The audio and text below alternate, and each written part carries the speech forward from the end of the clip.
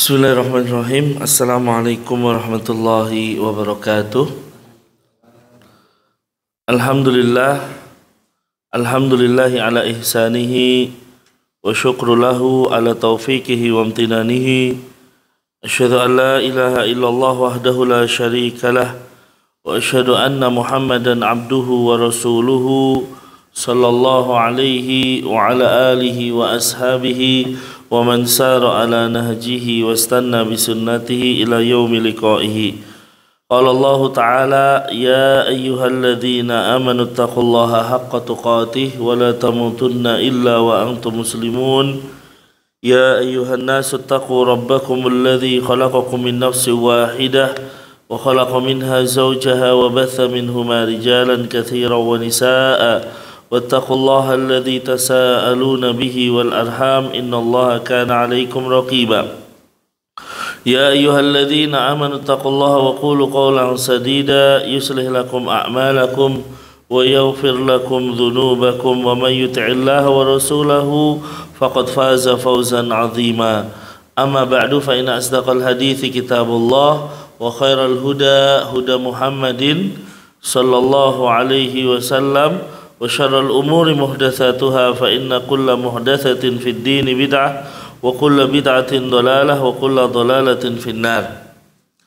Ma'asyiral ikhwah rahimani Allah wa iyyakum. Kita panjatkan puja dan puji syukur kehadirat Allah Subhanahu wa taala.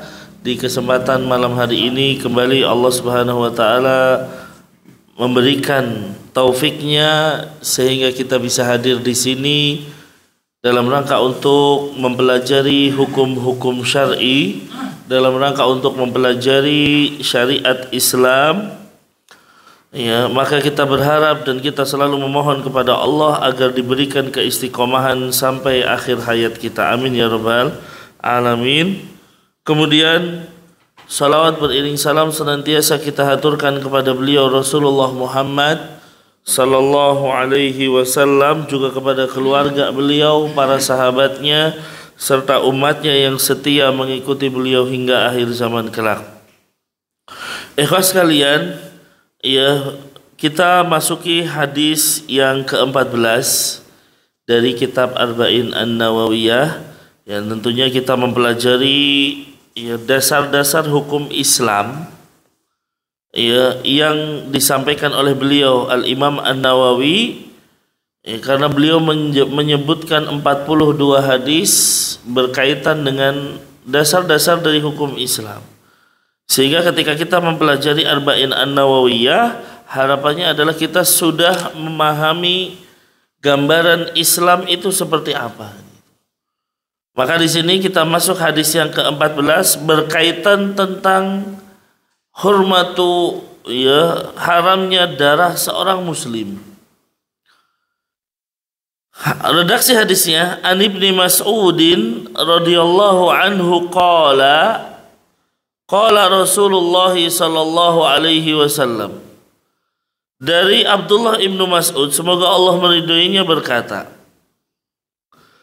qala Rasulullah, bahwa Rasulullah sallallahu alaihi wasallam bersabda, la yahillu damum ri'im muslimin illa bi ihda thalasin.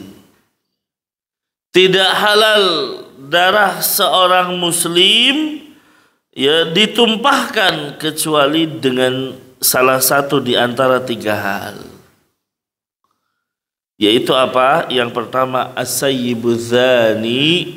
As-sayyibuz zani yang pertama adalah seseorang yang sudah menikah kemudian berzina. Yang kedua wan nafsu bin nafsi. Yang kedua jiwa dengan jiwa. Ya, artinya apa? Orang yang membunuh ya maka dia layak untuk dibunuh. Ya, membunuh orang yang membunuh, ibarat kata gitu. Wa tariku lidinihi al-mufariku lil jamaah. Orang yang meninggalkan agamanya ya dan keluar dari jamaah kaum muslimin. Orang yang meninggalkan agamanya maksudnya adalah murtad ya, dan meninggalkan jamaah kaum muslimin. Hadis ini sahih riwayat Bukhari dan Muslim. Taib. Hadirin yang dimuliakan oleh Allah Subhanahu wa taala, ini hadis yang agung yang sekali lagi menjelaskan tentang bagaimana hukum Islam terhadap darah. Bahwa kaum muslimin tidak boleh tertumpah darahnya. Makanya di sini Rasul mengatakan apa? La yahillu damum ri'im muslimin. Artinya apa? La yahillu qatluhu. Tidak halal darah seorang muslim, maksudnya apa? Tidak halal untuk membunuhnya. Ya, tidak halal untuk tertumpah darahnya. Nah ini, ya. Dan ini merupakan dalil bahwa hukum asal darah seorang muslim adalah haram untuk ditumpahkan. Ya, haram untuk ditumpahkan. Nah ini ikhwah. Makanya di sini la yahillu qatluhu, tidak halal untuk membunuhnya. Ya. Nah, wa fasarnaha bidzalika li'anna hadha huwal ma'ruf fil lughatil arabiyyah. Kita tafsirkan tidak halal darah seorang muslim adalah tidak halal membunuhnya karena memang itulah yang terkenal atau dikenal di dalam bahasa Arab. Maksud dari menumpahkan darah maksudnya adalah membunuhnya. Ya, meskipun ikhwah sekalian termasuk di dalamnya melukai pun tidak boleh sebenarnya. Ya, sekedar melukai saja misalnya. Ya, maka itu pun tetap hal yang tidak diperbolehkan. Ya, makanya Nabi Shallallahu Alaihi Wasallam dalam hadis yang diriwayatkan oleh Al Imam Bukhari dan Muslim juga mengatakan, Inna dima'akum wa amwalakum wa a'radakum alaikum haramun. Kata Nabi Shallallahu Alaihi Wasallam, sesungguhnya darah kalian, harta kalian, kehormatan kalian adalah haram untuk ditumpahkan, untuk kehormatannya dirusak dan lain sebagainya. Jadi ikhwah, sesama kaum muslimin harusnya saling menjaga. Sesama kaum muslimin tidak boleh saling melukai. Sesama kaum muslimin tidak boleh saling mengambil hartanya tanpa hak. Sesama kaum muslimin tidak boleh menodai kehormatan kaum muslimin yang lain. Itu yang harus terjadi pada kaum muslimin. Kemudian Nabi mengatakan la yahillu damum ri'im muslim. Tidak halal darah seorang muslim. Maksudnya di sini apa? Ya, termasuk juga muslimah itu. Ya, termasuk juga muslimah. Ya, jadi di dalam syariat itu terkadang penyebutan laki-laki tapi mencakup juga perempuan. Kenapa? Karena Nabi Shallallahu Alaihi Wasallam mengatakan an-nisa'u syaqaiqur rijal. Wanita itu adalah saudaranya laki-laki. Artinya hukum yang berlaku pada laki-laki juga berlaku pada perempuan. Kecuali ada dalil yang memang memisahkannya. Ya, kecuali ada dalil yang memang memisahkannya. Seperti misalnya perempuan terkena masa iddah ketika ditinggal mati suaminya misalnya. Ya, ini tidak berlaku bagi laki-laki, gitu. Hanya khusus bagi perempuan. Makanya secara hukum asal laki-laki dan perempuan itu sama. Makanya di sini maksudnya apa? Mau laki-laki mau perempuan tidak boleh untuk ditumpahkan darahnya. Ya, tidak boleh untuk ditumpahkan darahnya. Makanya di sini walakin at-ta'bir bil mudzakkar fil Quran wa sunnah akthar min ta'bir bil muannas. Kebanyakan di dalam Al-Qur'an dan sunnah biasanya menggunakan laki-laki, Pak. Muslim kan itu. Ya. Meskipun tentunya hukum itu berlaku untuk laki dan perempuan. Kemudian di sini kalimat muslim Ya, tidak halal darah seorang muslim. Ya, tidak halal darah seorang muslim untuk ditumpahkan, ya, kecuali dengan salah satu di antara tiga hal. Apa saja? Yang pertama adalah as-sayyibuz zani. Ya. Yaitu salah satu di antara tiga hal ini yang boleh untuk ditumpahkan darahnya. Yang pertama adalah orang yang sudah menikah kemudian dia berzina. Ya, kemudian dia berzina. Ini namanya as-sayyibuz zani yahillu damuhu. Halal darahnya.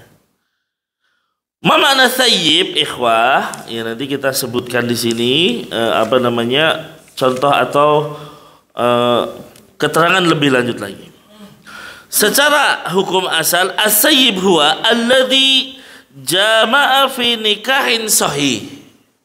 Sayyib itu secara bahasa artinya orang yang bisa berhubungan intim dengan nikah yang sah. Ini namanya sayyib. Dia itu sudah bisa berhubungan intim dengan nikah yang sah. Tapi malah berzina. Nah ini. Ya, tapi malah berzina. Maka orang seperti ini boleh dibunuh dengan cara dirajam tentunya nanti. Nah, kita sebut dengan dirajam, yaitu dilempari batu. Ya, tidak besar, tidak kecil. Kata saya di sini, fa idza zana ba'da an an'amallahu alaihi bi ni'matin nikah as-sahih sara mustahiqan lil qatli. Apabila seseorang udah menikah, Pak, berarti kan dia sudah punya penyaluran yang halal gitu kan. Kok malah dia berzina, maka otomatis dia berhak untuk dibunuh. Ya. Ya, bagaimana cara pembunuhannya? Yaitu dengan rajam, nanti kita sebutkan. Taib. Ya. Mafhum mukhalafahnya, ikhwah sekalian. Berarti secara kebalikannya, kalau dia belum menikah, tidak halal darahnya untuk ditumpahkan. Maksudnya apa? Kalau ada orang belum menikah lalu berzina, maka hukumannya tidak ditumpahkan darahnya, tetapi apa? Dicambuk. Ya, karena dia belum memiliki istri yang sah. Naam. Kemudian yang kedua, wan nafsu bin nafsi. Jiwa dengan jiwa. Apa maknanya di sini? Maknanya adalah kisos. Orang bunuh, maka dia harus dibunuh balik. Ya, nanti penjelasannya kita pakai penjelasan dari Ustaz Firanda insyaallah. Kemudian watariku lidinihi al-mufariqu lil jamaah. Ya. Orang yang meninggalkan agamanya dan meninggalkan jamaah kaum muslimin. Artinya orang itu murtad secara hukum Islam, maka dia boleh untuk dibunuh. Naam. Ya, di sini banyak hal yang bisa kita ambil, namun kita ambil dari penjelasan Ustaz Firanda di sini.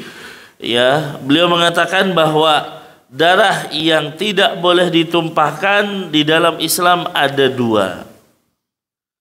Yang pertama darahnya orang muslim, yang kedua darahnya non muslim nanti. Ya, darahnya non muslim nanti disebutkan di sini beberapa macam. Nah, jelas kalau seorang muslim tidak boleh secara umum. Ini hadis menjadi dalil bahwa hukum asal darah seorang muslim haram untuk ditumpahkan. Tidak boleh untuk dibunuh, Pak. Ya. Makanya ketika kita membunuh seorang muslim, ya dosanya besar sekali. Ya. Rasul tadi mengatakan apa? Kullul muslimi 'alal muslimi haramun damuhu wa maluhu wa 'irduhu. Ya, setiap muslim haram darahnya, hartanya dan kehormatannya. Ya, hadis riwayat Muslim. Maka tidak boleh. Orang kalau sudah muslim, ya berarti nggak boleh ditumpahkan darahnya, nggak boleh dicuri hartanya, nggak boleh dicabik-cabik kehormatannya. Makanya ikhwah sekalian, membunuh jiwa seorang muslim itu dosanya sangat besar. Ya, dosanya sangat besar. Allah Subhanahu wa taala menyebutkan dalam surat An-Nisa ayat 93 di sini. Wa man yaqtul mu'minan muta'ammidan. Siapa yang membunuh seorang mukmin dengan sengaja. Ya, berarti memang sengaja dia membunuh. Ya. Apa balasannya? Fajazauhu jahannam. Dia yang pertama dapat neraka Jahannam. Ini hukuman pertamanya. Yang kedua, khalidan fiha, dia kekal di dalamnya. Kalau dia meyakini bahwa pembunuhan ini halal, maka dia kekal di neraka Jahannam. Yang ketiga, wa ghadiballahu alaihi, Allah murka kepadanya. Yang keempat, wala'anahu, dapat laknat. Yang kelima apa? Wa a'addalahu azaban azima, Allah siapkan azab yang sangat pedih. Berarti 5 hukuman kalau membunuh seorang muslim. Ya, 5 hukuman kalau dia sengaja membunuh seorang mukmin, naudzubillah. 1, dapat neraka Jahannam. Yang kedua, dia kekal kalau menghalalkannya. Yang ketiga, dia dapat murkanya Allah. Yang keempat, dia dapat laknat. Yang kelima, dapat azab yang sangat pedih. Naudzubillah summa naudzubillah. Makanya hadirin yang dimuliakan oleh Allah Subhanahu wa taala, yang membunuh jiwa seorang mukmin adalah dosa yang sangat besar. Dan kita tahu ikhwah sekalian, ya, bahwa menjelang hari kiamat, ya, salah satu tanda kiamat adalah, ya, banyaknya pembunuhan. Ya, banyaknya pembunuhan. Naudzubillah summa naudzubillah. Ya, makanya hadirin yang dimuliakan oleh Allah Subhanahu wa taala, mungkin kalau kita kecil dulu pembunuhan masih jarang, Pak, kan gitu. Tapi sekarang Masya Allah, kan gitu. Ya, ini benar menunjukkan bagaimana kebenaran sabda Nabi. Nabi mengatakan inna min alamati sa'ah, ya, kasratul haraj, kata Nabi. Ya, di antara tanda hari kiamat adalah banyaknya al-haraj. Para sahabat nanya, "Wa mal haraj ya Rasul?" Apa itu al-haraj? Nabi mengatakan al-qatlu al-qatlu. Pembunuhan dan pembunuhan, naudzubillah. Ya. Sekarang pembunuhan dengan berbagai macam caranya. Kemudian apa? Ya, sekarang yang namanya mutilasi biasa. Ya, beberapa kasus misalnya pembunuhan 2 tahun, ya, sampai suaminya ramai minta kepada Kapolri agar diusut siapa pembunuhnya, ternyata dia yang bunuh. Naudzubillah. Ya. Kemarin juga ada di Jakarta bagaimana seorang ayah rela untuk membunuh 4 orang anaknya. Naudzubillah, Pak. Ini benar-benar menunjukkan bagaimana sabda Nabi, ya, benar-benar nyata bahwa pembunuhan itu sekarang adalah hal yang ringan, gitu kan. Ya, maka hadirin yang dimuliakan oleh Allah Subhanahu wa taala, ya, tentunya ketika kita bisa melihat bagaimana orang-orang terdekat kita, ya, orang-orang terdekat dengan korban adalah yang membunuh. Ayahnya sendirilah, ibunya sendiri. Ya, makanya ikhwah sekalian, ya, seseorang atau pembunuhan terhadap kerabat ini dosanya double, gitu kan. Apa dobelnya? Yang satu memutus silaturahim, yang kedua membunuh. Ya, ini makanya hadirin yang dimuliakan oleh Allah Subhanahu wa taala, kita lihat sekarang hanya karena sebab sepele terjadi pembunuhan, rebutan warisan terjadi pembunuhan. Sampai nanti kata Nabi Shallallahu alaihi wasallam, akan datang satu masa, Pak. Akan datang satu zaman pembunuhan itu dengan masalah sepele, yang dibunuh dan membunuh nggak tahu kenapa melakukannya. Yang membunuh nggak tahu kenapa dia bunuh, yang dibunuh juga nggak tahu kenapa dia dibunuh. Itu akan terjadi seperti itu. Ya, akan datang masa seperti itu, naudzubillah. Ya, maka hadirin yang dimuliakan oleh Allah Subhanahu wa taala, sekali lagi, ya, Islam, ya, sudah menjelaskan dalam surat An-Nisa ayat 93 bagaimana haramnya membunuh seorang mukmin. Ya. Makanya ikhwah sekalian tadi sudah katakan, apalagi yang dibunuh kerabat itu berarti dosanya double. Dia memutus silaturahim dan dia membunuh sebagaimana dicontohkan oleh siapa? Qabil dan Habil. Ya kan kita tahu ya bahwa dosa, Masya Allah.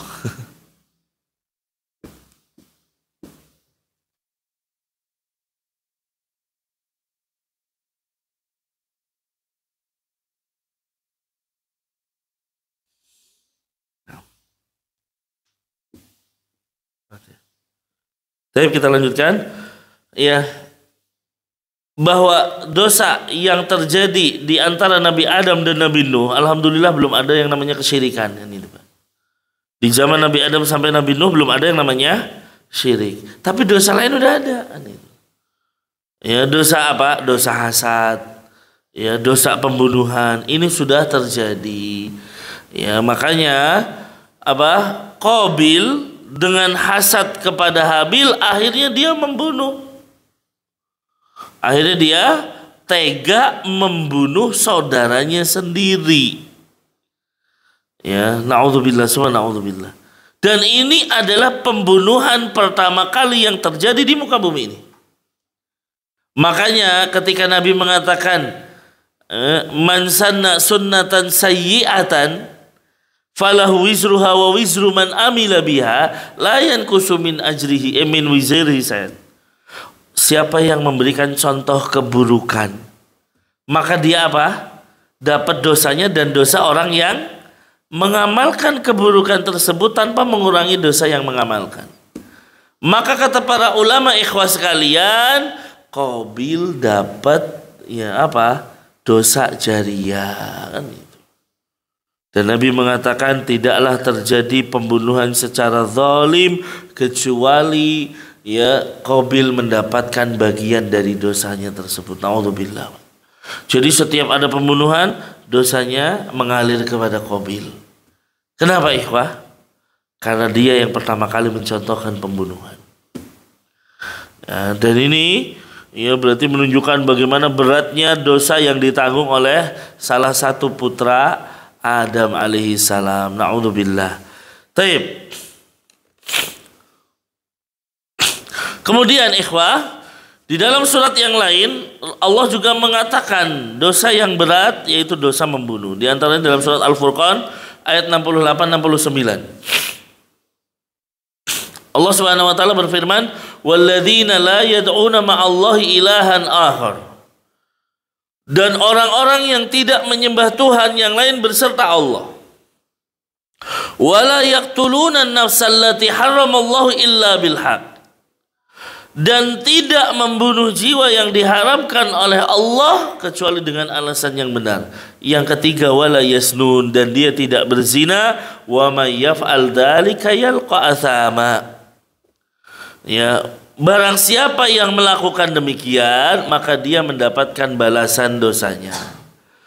Yudha'af lahul adzabu yaumal qiyamah wa yakhlud fihi muhana. Apa balasannya? Akan dilipat gandakan azabnya pada hari kiamat dan dia akan kekal dengan azab tersebut dalam keadaan hina. Artinya apa? Orang yang melakukan kesyirikan, orang yang membunuh jiwa, dan orang yang berzina, adabnya double-double. Ya, adabnya double pada hari kiamat. Ini yang pertama ikhwah. Darah yang tidak boleh ditumpahkan di dalam Islam. Yang pertama darah orang Islam. Yang kedua darah orang kafir. Ya, darah orang kafir. Nah ikhwah sekalian, perlu kita pahami. Orang kafir itu terbagi menjadi 4. Ya, orang kafir itu terbagi menjadi 4. Yang pertama kafir harbi.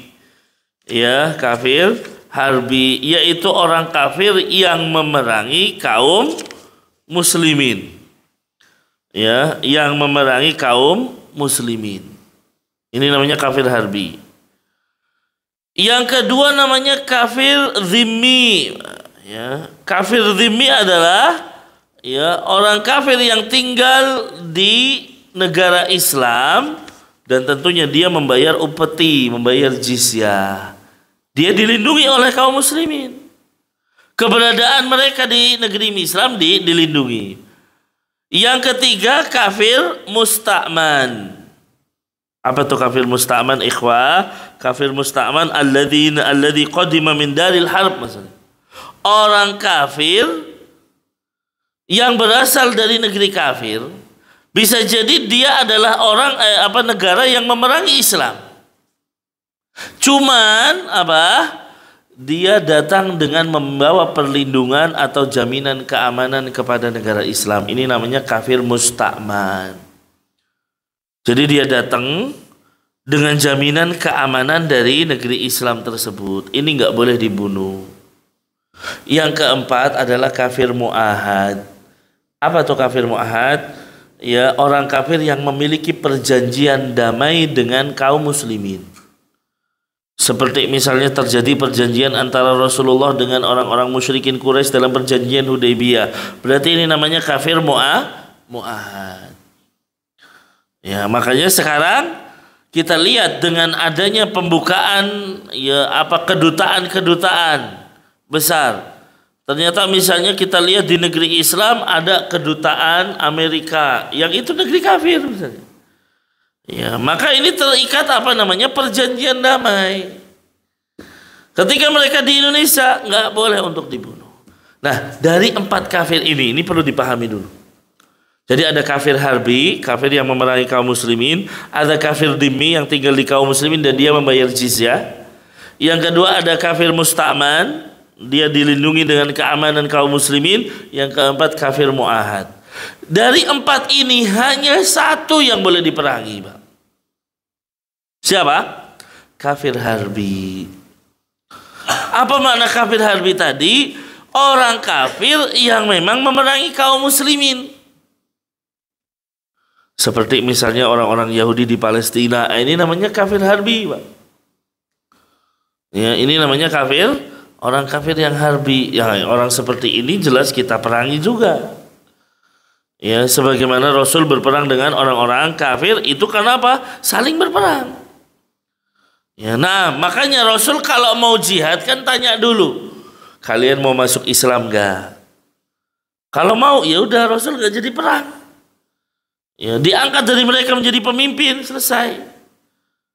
Kalau nggak mau, yang kedua jadi kafir dhimmi. Apa tuh dhimmi? Bayar jizyah. Kalian akan dilindungi oleh kaum muslimin, tapi bayar jizyah setiap bulan misalnya, yang ditentukan oleh hakim. Nah, kalau udah 2 ini nggak mau juga, baru diperangi oleh Rasul. Ya sudah, kalau nggak mau kita perang. Ya, jadi ditawarin untuk jadi kafir dhimmi nggak mau, jadilah dia kafir harbi berarti, Pak. Ya, berarti dia layak untuk diperangi. Nah, hadirin yang dimuliakan oleh Allah, maka dari sini, dari seluruh orang kafir di atas hanya 1 yang boleh diterangi. Yang lain berarti nggak boleh. Nah, ini ikhwah, ini pentingnya kita belajar di sini. Karena ada banyak kelompok yang menganggap orang kafir itu satu jenis. Semuanya boleh diperangi. Oh, nggak bisa. Ternyata kalau kita lihat aturan Rasulullah, ada ajarannya. Oh, enggak semua orang kafir diperangi loh. Nabi SAW bersabda dalam hadis yang diriwayatkan oleh Al-Imam Bukhari, "Man qatala mu'ahadan lam yarih raihatal jannah." Lihat. Siapa yang membunuh mu'ahad, ya, tadi apa kafir mu'ahad? Berarti orang kafir yang terikat perjanjian damai dengan kaum muslimin. Ya, ketika ada orang kafir datang ke Indonesia, di mana sudah ada namanya kedutaan di Indonesia, berarti dia jadi mu'ahad, Pak. Orang kafir datang ke Bali misalnya, dia ke sini dalam rangka untuk ya rekreasi, padahal misalnya nggak ada kedutaannya, cuman sudah dibolehkan oleh Indonesia untuk masuk, berarti dia kafir musta'man. Nah, otomatis mereka ini nggak boleh dibunuh. Nabi mengatakan siapa yang membunuh orang kafir yang terikat perjanjian damai dengan kaum muslimin, balasannya apa? Lam yarih raihatal jannah. Dia tidak akan mencium baunya surga.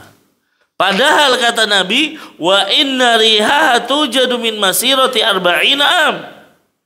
Padahal jarak baunya surga itu, Bang, Ini baunya doang bisa tercium dari jarak 40 tahun perjalanan. Ya, jadi kita berjalan 40 tahun ke depan, ini kita sudah mencium baunya surga. Cuman orang yang membunuh mu'ahad tidak merasakan baunya surga, dan ini banyak. Makanya hadirin yang dimuliakan oleh Allah Subhanahu wa taala, Rasul terkadang menghukum banyak hal dengan tidak mencium baunya surga. Ini menunjukkan dosa tersebut adalah dosa besar, bukan dosa kecil. Ya. Makanya ketika Nabi mengatakan ada dua golongan yang belum pernah aku lihat, salah satunya wanita yang berpakaian tapi telanjang, ya, kepalanya berlenggak-lenggok. Kata Nabi, mereka tidak akan mencium baunya surga. Berarti berpakaian tapi telanjang adalah dosa besar. Termasuk ini. Ya, berarti membunuh orang kafir tidak akan mencium baunya surga. Menegaskan hal ini, hadis riwayat Abu Dawud dengan sanad yang sahih. Nabi mengatakan, ala man dzalama mu'ahadan. Siapa yang menzalimi kafir mu'ahad, orang kafir yang terikat perjanjian damai, awin taqasahu, atau mengurangi haknya, au kallafahu fawqa taqatihi, atau membebani di atas kemampuannya, au akhadha minhu syai'an bighairi tibi nafsin, atau mengambil ya dari mereka tanpa kerelahan dari mereka, fa ana hajijuhu yaumal qiyamah. Kata Nabi, maka aku akan melawannya pada hari kiamat. Subhanallah. Sebegitu besar Nabi melindungi orang-orang kafir ini. Ya, fa ana hajijuhu yaumal qiyamah. Maka saya akan melawan dia pada hari kiamat. Nah, makanya di sini kalimat mu'ahad di atas berlaku juga untuk zimmi dan musta'man. Tidak boleh dibunuh.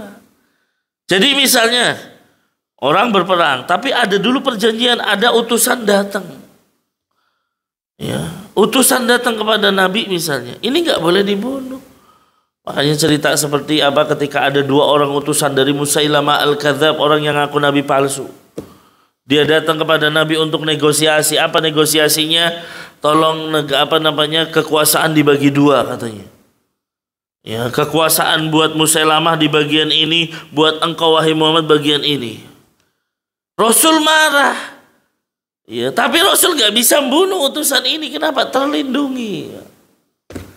Ya, terlindungi. Nah, seperti itu ikhwas sekalian. Jadi, ya ketika kita paham hal ini, maka tidak akan serampangan. Ya, sehingga menganggap setiap orang kafir sama saja. Ya. Ketika orang-orang yang melakukan bom bunuh diri, mereka mengatakan, ya sama udah orang kafir kayak gitu. Sebagaimana kita kaum muslimin didolimi misalnya di Chechnya, di Rohingya, mereka dibunuh, maka sekarang kita balas bunuh mereka. Nah ini, ya maka berarti belajarnya kurang. Ya, hanya berbekal semangat saja sehingga apa yang terjadi pemikiran-pemikiran takfiri namanya kalau dalam syariat. Apa tuh pemikiran takfiri? Orang gampang mengkafirkan orang lain. Ya, awalnya mungkin orang kafir beneran. Oh itu kafir udah. Pokoknya mereka kafir. Lama-lama orang Islam dikafirkan. Biasanya kayak gitu. Ya, lama-lama orang Islam sendiri dikafirkan. Dan ini tentunya sebuah kesalahan. Ya, kesalahan bahwa semua orang kafir sama. Ya, menganggap bahwa hubungan kaum muslimin dengan kaum kafir hanya satu. Perang udah. Padahal Nabi, Pak, ketika datang ke kota Madinah, di sana ada orang-orang Yahudi. Kan Nabi nggak langsung, udah pokoknya mereka harus diperangi, nggak gitu. Yang ada perjanjian damai dulu. Kalian boleh tinggal di sini, silakan. Tapi ya ada perjanjiannya. Ketika mereka melanggar perjanjian, baru diperangi oleh Nabi. Sampai akhirnya orang-orang kafir, orang-orang Yahudi yang ada di kota Madinah diusir semuanya. Kenapa? Permasalahannya mereka melanggar janji. Bukan dari awal Nabi perangi mereka. Nah ini. Ya, bahkan kalau kita lihat, Nabi punya pelayan orang Yahudi. Ya. Nabi begitu berangkat dari kota Mekah ke kota Madinah meminta tolong kepada orang kafir untuk menunjukkan jalan, tentunya dibayar kan gitu. Nabi itu ketika meninggal masih ada barangnya tergadai dengan orang Yahudi. Berarti kenapa? Ada muamalah antara kaum muslimin dengan orang kafir. Ya. Tetapi apa? Ya tentunya muamalah sesuai dengan kondisinya. Dalam artiannya apa? Tetap kita boleh muamalah. Cuman tetap juga kita waspada terhadap mereka, karena mereka itu kan tetap, nah Allah mengatakan apa? Tidak akan ridho orang Yahudi dan Nasara, walan tardu angkal Yahudu walan Nasara hatta tattabi'a millatahum. Orang Yahudi dan Nasara tidak akan ridho sampai kita mengikuti ya agamanya mereka, kan gitu. Ya mah. Nah ini ikhwas sekalian. Jadi kalau dibilang toleransi, Rasulullah yang sudah ngajarin toleransi. Ya, bagaimana Rasulullah ya memiliki pelayan seorang Yahudi, ya silahkan. Cuman yang namanya toleransi kan ada batasnya, Pak.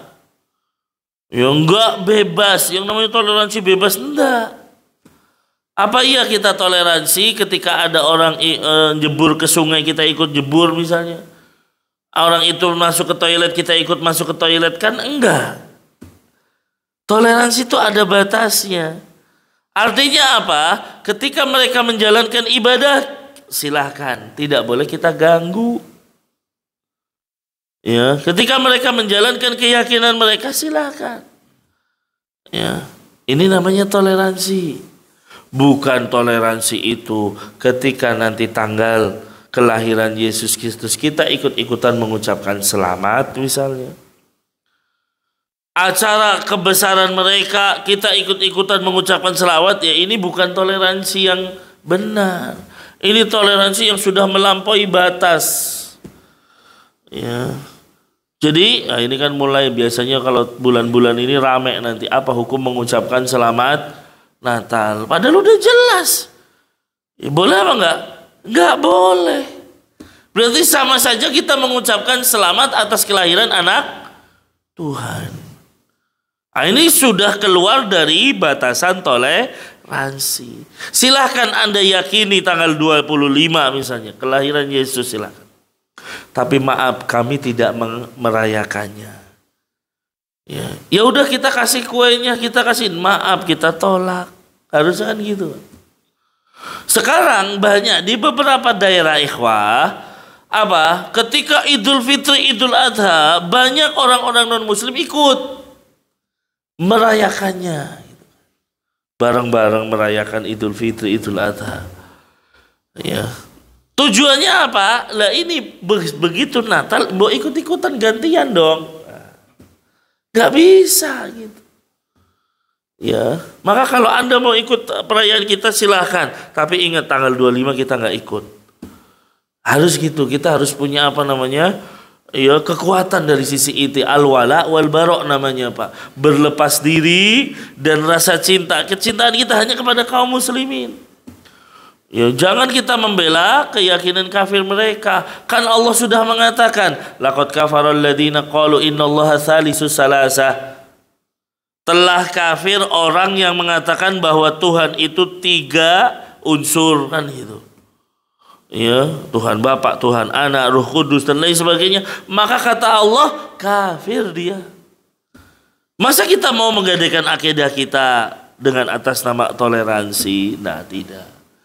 Maka kalau ada ya public figure disebut ustadz dan lain sebagainya, lalu dia mengatakan bolehnya mengucapkan selamat Natal, lah ini perlu dipertanyakan. Ya, karena yang jelas ini bukan toleransi. Ya, toleransi kita menghormati ajaran menghormati ibadah mereka, tidak boleh mengganggu mereka. Makanya sekali lagi ketika ada kelompok kok di hari Natal malah bom bunuh diri, ini bukan bagian dari Islam. Ya, dia melakukan bom bunuh diri ke gereja dan lain sebagainya. Maka ini sudah dari akal aja udah nggak masuk akal, Pak. Coba akal mana yang mengatakan bahwa bom bunuh diri itu jihad? Tidak ada. Di zaman Rasulullah, Ya, para ulama udah mengatakan bunuh diri ya bunuh diri. Apalagi ini membunuh orang kafir yang terikat perjanjian. Ya, nah ini ikhwas sekalian, makanya sekali lagi disinilah pentingnya kita belajar. Ya, agar kita tidak terjerumus kepada orang-orang yang ya ternyata terjatuh dalam pemikiran sesat bahwa ya kita boleh untuk membunuh orang kafir dimanapun. Naudzubillah. Ya, naudzubillah. Naam. Maka ikhwas sekalian, ya banyak orang tertipu. Ketika diiming-imingi Anda lakukan bom bunuh diri, kalian akan menjadi pengantainya bidadari. Ya, nanti yang akan datang adalah bidadari. Ini kan penipuan. Ya, penipuan terhadap ya anak-anak muda zaman sekarang. Udah ya persiapkan diri. Wah, akhirnya dia siap-siap bawa bom ya ke gereja. Padahal zaman Nabi dan zaman para sahabat Nabi ketika mau menyerang gereja atau apa, jangan dihancurkan. Biarkan gitu. Inilah indahnya ajaran Rasul sallallahu alaihi wasallam. Makanya orang-orang seperti orang-orang Khawarij yang mereka keluar dari ketaatan terhadap Ali, inilah cikal bakalnya teroris saat ini. Ya, ketika di zaman Ali ada 6.000 orang ya memisahkan diri dari pasukan Ali dan mereka mengatakan kami keluar dari ketaatan terhadap Ali bin Abi Thalib. Inilah cikal bakalnya teroris. Ya. Dan teroris itu atau orang-orang Khawarij itu ibadahnya bisa jadi melebihi kita, bahkan melebihi sahabat Nabi. Ibnu Abbas begitu melihat mereka, saya nggak pernah lihat orang yang ibadahnya melebihi mereka. Padahal Ibnu Abbas itu kan sahabat Nabi. Beliau melihat sahabat-sahabat seperti Abu Bakar, Umar, Utsman, Ali misalnya, dan sahabat-sahabat senior. Tapi beliau sampai mengatakan, Kak, saya nggak pernah melihat orang yang ibadahnya kayak orang-orang Khawarij. Mata sininya cekung hitam semua, Pak. Ya, kenapa? Karena mereka kebanyakan nangis di mana-mana. Ya, mereka itu apa? Ibadahnya benar-benar sungguh-sungguh. Tetapi gampang banget mengkafirkan kaum muslimin. Ada sahabat lewat, ya ditanya bagaimana pendapatmu tentang Abu Bakar dan Umar, dibunuh, naudzubillah. Tapi begitu mereka membunuh babi, ya apa kata mereka? Kamu harus minta maaf kepada pemilik babi, karena kamu telah membunuh babinya. Ini berarti kan beda. Sahabat dibunuh, mereka menganggap ini boleh. Babi dibunuh, mereka malah minta kehalalan. Nah ini orang-orang Khawarij itu kadang akalnya kembali. Ya ini makanya ini perlunya kita belajar agama supaya tidak terjerumus ke dalam hal-hal yang seperti itu. Nah, maka ikhwas sekalian, di sini kita lihat orang kafir dibunuh adalah dosa besar. Apalagi kalau yang dibunuh adalah orang muslim, naudzubillah. Ya, kalau orang muslim dibunuh jelas lebih besar lagi dosanya. Kehormatan seorang muslim lebih mulia bahkan daripada Ka'bah. Ya. Apa? Abdullah bin Umar ketika memandangi Ka'bah, beliau mengatakan apa? Ma'a'domuki wa a'domu hurmataki walal mu'minu a'domu hurmatan indallahi minki. Ya, Abdullah bin Umar melihat Ka'bah, begitu besarnya engkau.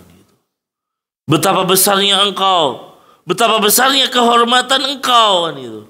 Tapi seorang mukmin lebih terhormat di sisi Allah daripada engkau, daripada Ka'bah.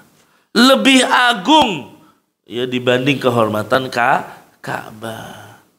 Bahkan Nabi mengatakan di sisi Allah, ya, la zawalud dunya ahwanu indallahi min qatli rajulin muslim. Hilangnya dunia dan seisinya masih lebih ringan di sisi Allah, Pak, dibandingkan apa? Dibandingkan satu orang mukmin yang terbunuh. Kalau ada satu orang mukmin terbunuh, ya ini berat di sisi Allah dibandingkan dengan hilangnya dunia dan seisinya. Artinya kalau dunia ini hilang, ya masih ringan dibandingkan ada satu orang yang terbunuh. Makanya hadirin yang dimuliakan oleh Allah, menunjukkan besarnya dosa membunuh kaum mukminin. Ya, lihat dalam hadis yang lain dalam riwayat Bukhari, lan yazalal mu'min fi fusatin min dinihi malam yusib daman haraman. Seorang mukmin senantiasa berada di dalam lapangnya kasih sayang Allah. Dia akan terus mendapatkan rahmatnya Allah selama dia tidak pernah menumpahkan darah seorang mukmin. Artinya kita kan butuh kasih sayang Allah, ikhwah. Kita itu butuh rahmatnya Allah. Ya, tapi rahmatnya Allah itu akan tercabut kalau kita menumpahkan satu darah seorang muslim. Ya, maka jangan sampai kita membunuh. Ya, di zaman Umar, ya, ada laporan bahwasanya satu orang dibunuh oleh 9 orang di kota Yaman. Ya, di kota San'a Yaman ada satu orang dibunuh oleh 9 orang. Kata Umar, lawistaraka fiha ahlus San'a laqataltuhum. Seandainya seluruh penduduk San'a, ya, ibu kotanya Yaman saat ini misalnya, seandainya seluruh penduduk Yaman misalnya ikut dalam pembunuhan tersebut, maka aku akan perangi mereka semua. Aku akan bunuh mereka semua. Ya, jadi seandainya satu orang mukmin terbunuh, yang bunuh misalnya apa? 100 orang. 100 orang ini akan dibunuh oleh Umar bin Khattab. Ini menunjukkan bagaimana mahalnya darah seorang muslim tanpa hak. Kalau dia ditumpahkan tanpa hak, ya, maka hukumannya apa? Mereka pun berhak untuk dibunuh juga. Makanya hadirin yang dimuliakan oleh Allah, hendaknya setiap muslim tidak sembarangan dalam membunuh, dalam menumpahkan darah kaum muslimin, karena perbuatan tersebut adalah dosa besar dan berbahaya bagi dirinya di dunia dan di akhirat. Wallahu a'lam bishawab. Ini dulu, insyaallah kita akan lanjutkan tentang, ya, lebih rinci lagi apa sebab halalnya darah seorang muslim untuk dibunuh. Ya, ini yang bisa saya sampaikan. Ya, tentunya silahkan kalau ada yang mau bertanya. Kalau saya bisa jawab, saya jawab langsung. Monggo. Ada?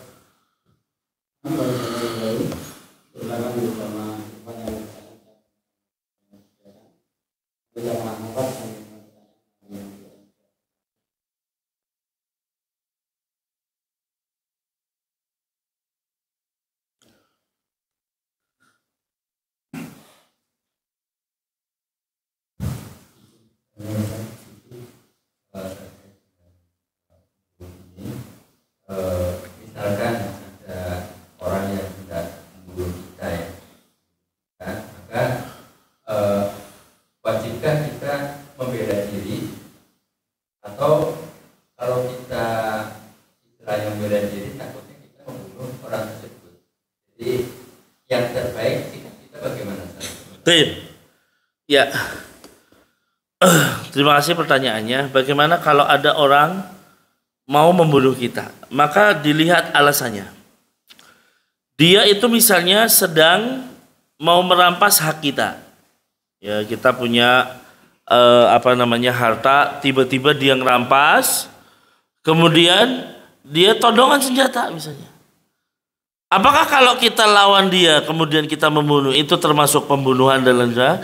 Maka ikhwas sekalian, tergantung alasannya. Kalau ternyata kita membela diri, ya, dan mempertahankan hak kita, mempertahankan kehormatan kita, mempertahankan keluarga kita atau harta kita, maka ini adalah hal yang boleh. Ya, meskipun akhirnya terbunuh, tapi tentunya dalam hukum Indonesia kan tidak, dia tetap akan dipenjara kan gitu. Tapi kalau misalnya dari awal terjadi perselisihan antara Anda dengan dia, akhirnya apa? Wah, pokoknya berantem. Nah, ini tidak boleh. Seperti yang terjadi pada Qabil dan Habil. Ini terjadi perselisihan dari awal. Qabil ini sudah hasad sama Habil. Akhirnya yang dilakukan oleh Habil apa, Pak? Ketika Qabil mengatakan la aqtulannak, saya akan bunuh kamu. Kata Habil, la imbasatta, ya, seandainya engkau menggerakkan tanganmu litaktulani, untuk membunuhku, aku tidak akan menggerakkan tanganku untuk membunuhmu. Ya, supaya apa? Kamu akan membawa dosa membunuhmu ya sampai hari kiamat kelak. Nah ini, jadi terjadi apa? Perselisihan di sini, Pak. Ya, makanya Utsman ibnu Affan ngambil sikap ini. Ketika Utsman lagi di dalam rumah, ya, mereka sebenarnya orang-orang yang ngepung ini udah dikasih tahu, tapi terjadi provokator. Nah ini bahayanya provokator.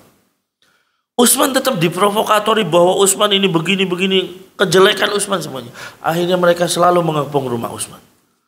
Sampai para sahabat mengatakan lawan dia. Enggak, kita enggak akan lawan. Biarkan mereka mengepung saya. Dan saya hanya ingin seperti salah satu anak Adam. Ya, sehingga apa? Ketika Utsman dibunuh sama sekali tidak ada perlawanan dari Utsman bin Affan. Padahal beliau khalifah loh, Pak. Ya, seharusnya memang kalau dia melawan boleh, Pak, gitu kan. Ah, cuman ya ini ikhwas sekalian, artinya ya sebenarnya kalaupun Utsman melawan tidak ada dosa, Bagus. Tetapi kalau memang mau lebih baik, kata para ulama, jadilah seperti Habil. Ya, jadilah seperti Habil. Karena dikhawatirkan tadi, Pak, benar. Ketika terjadi perselisihan lalu berantem, Rasul mengatakan al-qatil wal maqtul finnar. Orang yang membunuh dan dibunuh sama-sama di neraka. Loh kenapa? Lah yang kalau yang membunuh kan jelas, Pak. Lah yang dibunuh ini karena kalau dia nggak dibunuh dia yang bunuh. Nah ini kalau memang terjadi perselisihan maka tidak boleh, lebih baik tidak melawan. Kalaupun misalnya ya apa namanya tadi seperti Utsman bin Affan, ya, dia lebih memilih untuk seperti Habil, insya Allah pahalanya lebih besar. Demikian, wallahu a'lam.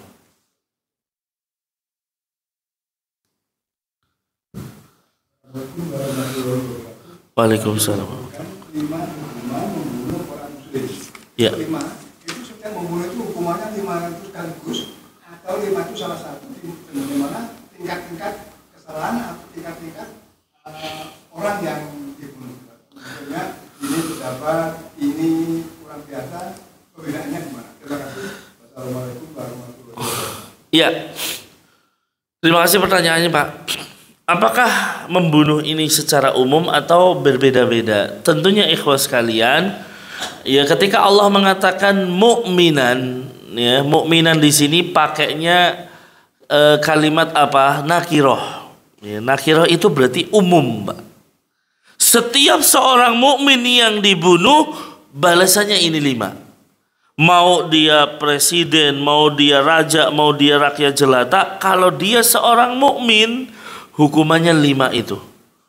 Ya apa? Ini sebagai ancaman, Pak. Ancamannya dia dapat neraka jahanam. Yang kedua dia kekal. Yang ketiga apa? Ya dia akan mendapatkan kemurkaan, dapat laknat, dan yang kelima dapat azab. Kan itu. Ini sebagai ancaman. Tujuannya apa? Supaya tidak terjadi pembunuhan terhadap kaum mukminin. Tetapi ikhwah sekalian, tentunya 5 hal ini tidak berlaku seterusnya. Artinya kalau orang itu melakukan dosa besar, gitu kan, membunuh kan dosa besar, Pak. Tapi kalau dia masih mengatakan saya melakukan dosa, dia tidak akan kekal di neraka. Karena selalu akidah Ahlussunnah wal Jamaah yang kekal di neraka adalah orang yang melakukan kesyirikan, ya orang kafir. Yang ketiga apa? Orang yang menghalalkan dosa. Makanya di sini kekal di dalamnya adalah kalau dia menghalalkan dosa tersebut. Ya. Nah, ini membunuh. Tetapi pada akhirnya ada juga orang yang diampuni dalam dosa pembunuhan. Kisah 100 orang yang dibunuh oleh 1 orang. Ada kan tuh? Ada 1 orang bunuh 99. Dia nanya, kalau saya tobat diterima enggak? Sama ahli ibadah enggak bakal diterima, dibunuh, genaplah 100. Begitu 100 genap, ya dia nyari lagi, kira-kira saya tobat diterima enggak? Datanglah ahli ilmu. Siapa yang menghalangimu dari tobat? Pasti diterima tobatnya. Cuman syaratnya kamu harus hijrah. Dia hijrah. Di tengah jalan meninggal. Terjadi perdebatan antara malaikat adab dan malaikat rahmat. Malaikat adab mengatakan dia sudah bunuh 100 orang, saya bawa. Malaikat rahmat mengatakan tidak bisa, dia mau tobat kok. Ya, akhirnya ditengahi malaikat yang ketiga, coba diukur lebih dekat kemana. Ternyata dia lebih dekat ke negeri yang dia tuju untuk hijrah, makanya diampuni dosanya oleh Allah. Nah seperti itu. Makanya ikhwas sekalian, ini ancaman. Makanya di dalam Al-Quran ada ancaman, ada harapan. Gitu kan. Nah ancamannya di sini, orang bunuh seorang mukmin, bahayanya 5 ini. Seorang mukmin siapapun itu, bahayanya 5 ini. Meskipun terkadang Allah langsung mengampuni dia. Ya, wallahu a'lam. Mungkin begitu, Pak. Itu apa boleh dikatakan bahwa hukuman 5 ini kecuali kalau bertobat? Dikatakan begitu. Artinya begini, ya dalam akidah Ahlussunnah ya Pak ya, seseorang membawa dosa besar, dia belum tobat nih. Ah ini di bawah kehendak Allah. Artinya nih Pak, ada orang berjudi atau orang membunuh lah, dia meninggal belum tobat nih. Belum tobat sama sekali. Seseorang yang meninggal belum tobat, maka dia di bawah kehendak Allah. Artinya bisa jadi Allah masukkan dia ke neraka dengan hukuman-hukuman ini. Ya, atau bisa jadi ternyata Allah ampuni langsung dengan amalan yang lain. Syaratnya apa? Dosa besarnya bukan syirik. Dosa besarnya bukan yang menghalalkan dosa. Kalau dia mengatakan nggak apa-apa berzina, oh ini udah beda Pak. Zina halal misalnya, nah ini tetap akan dia dimasukkan ke dalam neraka jahanam. Nah jadi akidah Ahlussunnah wal Jamaah mengatakan setiap pelaku dosa besar selain syirik dan selain yang menghalalkan dosa, maka dia di bawah kehendak Allah. Bisa jadi Allah masukkan ke dalam neraka jahanam, tapi pada akhirnya Allah akan angkat dan dimasukkan ke dalam surga. Atau bisa jadi dia langsung diampuni dan masuk ke dalam surganya Allah Subhanahu wa taala. Ini keyakinan Ahlussunnah wal Jamaah. Tidak seperti tadi orang Khawarij. Orang Khawarij enggak, pokoknya pelaku dosa besar kekal di neraka. Ya, padahal Allah kan mengatakan di dalam Al-Qur'an apa? Innallaha la yaghfiru ayyushraka bihi wa yaghfiru ma duna dzalika liman yasha. Allah tidak akan mengampuni dosa syirik, tapi akan mengampuni dosa selain syirik bagi siapa yang dikehendaki. Wallahu a'lam bishawab. Ada lagi? Ya. Oh sudah terjawab. Ada pertanyaan dari Umahat? Ada dari pemahaman pertanyaan. Kebetulan Ustaz izin bertanya apakah jihad Hamas itu bisa dikatakan syar'i? Apa? Jihad Hamas. Waduh. Apakah itu bisa dikatakan syar'i? Karena korbannya anak kecil dan perempuan. Wah ini permasalahan kontemporer tentunya. Apakah jihad Hamas bisa disebut syariah atau tidak? Tentunya kita tidak bisa menjawabnya ya saat ini karena itu permasalahan yang para ulama sendiri berselisih di sini. Ya sebagian ulama dengan tegas mengatakan tidak. Sebagian yang lain mengatakan sudah kita tetap meminta pertolongan kepada Allah agar memberi pertolongan kepada Hamas dan lain sebagainya. Ya karena indikasi-indikasi banyak. Yang terpenting adalah sekarang nggak memikirkan Hamas atau Fatah dan lain sebagainya, tapi rakyat Palestinanya gitu loh maksudnya. Ya kalau Hamas ini masih banyak, ya ada yang mengatakan dia Syiah, ya ada yang afiliasinya kemana dan lain sebagainya. Maka tentu kita juga perlu waspada dari sisi itunya. Namun sekarang yang perlu kita pahami ikhwah adalah antara Palestina dan Yahudi, udah itu. Ya, makanya kita nggak memikirkan Hamas dan lain sebagainya. Yang penting bagaimana rakyat Palestina mendapatkan pertolongan dari Allah Subhanahu wa taala. Ya, yang terjadi sekarang mereka genosida, mereka itu dihancurkan secara masif oleh orang-orang Yahudi, maka kita mohon pertolongan kepada Allah agar memberikan pertolongan kepada rakyat Palestina. Ya, memberikan kesabaran kepada mereka, ya, dan menjadikan mereka ditolong oleh Allah Subhanahu wa taala. Itu yang harus paling penting kita di sini. Jangan disibukkan kita itu perangnya gimana sih? Itu Hamas itu gimana? Ini capek kita, Pak. Toh nggak ada manfaatnya buat kita kan gitu. Apakah kalau kita mengetahui Hamas ini syariah atau tidak, terus pertolongan Allah datang kan enggak? Justru doa kita yang harus kita panjatkan terus, ya Allah berilah pertolongan pada rakyat Palestina. Ini bumi yang suci, ya, yang nantinya insya Allah memang Allah sudah menjanjikan, Rasulnya sudah menjanjikan bahwa orang-orang Islam akan menang. Ya, di bawah kepemimpinan Imam Mahdi insya Allah orang Yahudi akan lari tunggang langgang. Ya, mereka akan semuanya lari bersembunyi di bawah batu, batunya akan bicara. Wahai Muslim, ini ada orang Yahudi di belakang saya, bunuh dia. bersembunyi di balik pohon-pohonnya yang akan mengatakan, wahai muslim, ini ada Yahudi, bunuh dia. Ya, sampai kecuali ada satu pohon-pohonnya orang Yahudi yang disebut dengan pohon Gorqod. Ya, makanya ikhwas sekalian, mereka menanam pohon itu kan itu. Mereka menanam pohon Gorqod. Ini menunjukkan bahwasanya mereka percaya di akhir zaman mereka akan kalah. Tapi ya sekarang masih terus ada ujian-ujian bagi orang-orang Palestina.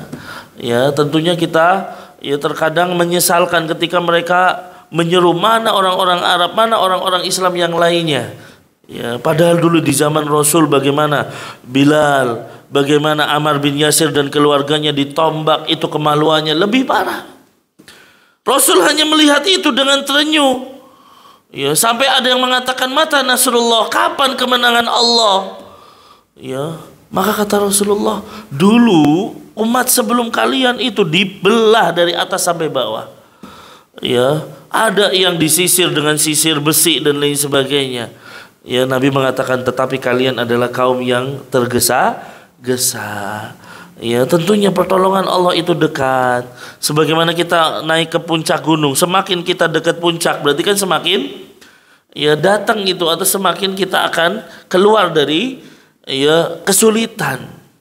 Ya, berarti tidak akan turun dan lain sebagainya. Maka ikhwas sekalian, pertolongan Allah itu pasti datang, tetapi tentunya kita meminta ya, berdoa terus kepada Allah supaya menolong rakyat Palestina. Jangan disibukkan dengan apa itu Hamas, apa itu Fatah dan lain sebagainya. Gunakan lisan kita untuk memohon kepada Allah, Allahumma ansur ikhwanana fi Palestin. Ya, seperti itu. Cukup? Mungkin itu ya. Ada lagi? Ya. Tapi mungkin ini yang bisa saya sampaikan di kesempatan hari ini. Insya Allah kita masih akan terus membahas ya 3 atau siapa saja yang layak untuk dibunuh sebagai seorang muslim. Kebenaran mutlak milik Allah Subhanahu wa taala, sedangkan kekeliruan dan kesalahan dalam menjawab pertanyaan itu murni karena lemahnya ilmu yang kami miliki. Mohon dibukakan pintu maaf yang sebesar-besarnya. Allahumma alimna ma yanfa'una wanfa'na bima 'allamtana wa zidna ilman ya rabbal alamin. Saya akhiri dengan doa kafaratul majlis. Subhanakallahumma wa bihamdika asyhadu an la ilaha illa anta astaghfiruka wa atubu ilaik. Assalamualaikum warahmatullahi wabarakatuh. Selanjutnya saya serahkan kepada MC.